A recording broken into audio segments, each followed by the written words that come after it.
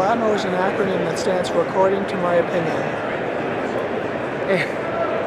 And where'd that come from? Well, at this point it might have been 8 years ago when a core group of us who were pals and racing buddies and industry buddies who occupy the same, table at lunch were simultaneously laughing and confounded at how some people use IMHO in text, like in email and in message boards posts. And, first of all, when somebody uses it,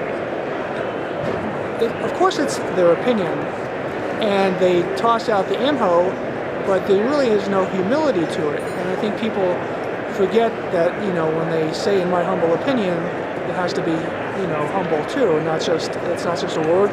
So for about a year or two after that point in time, we started sounding out the word IMHO in speech rather than in text. We would punctuate sentences with it.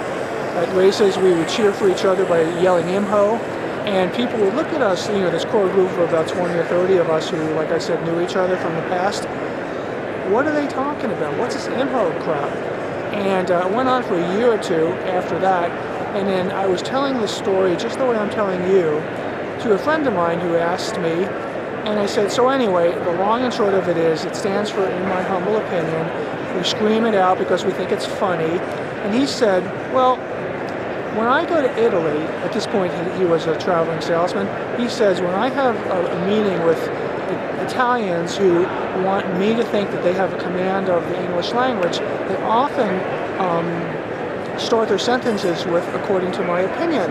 So he's telling us this story. This is now about 7 years ago, 6 years ago. And we're looking at each other like, according to my opinion, ATMO. And then it just stuck.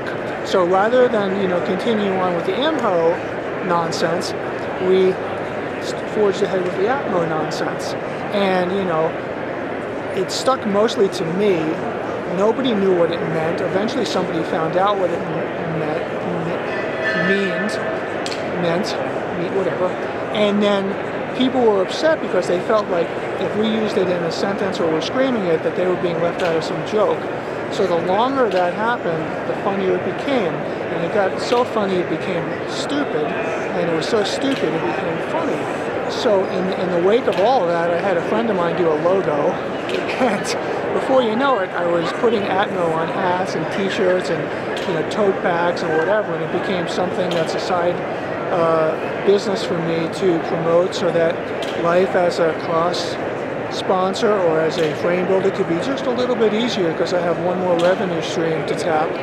And it's all because, a bunch of guys were sitting around having fun, and it morphed into this. There's really not much more to it.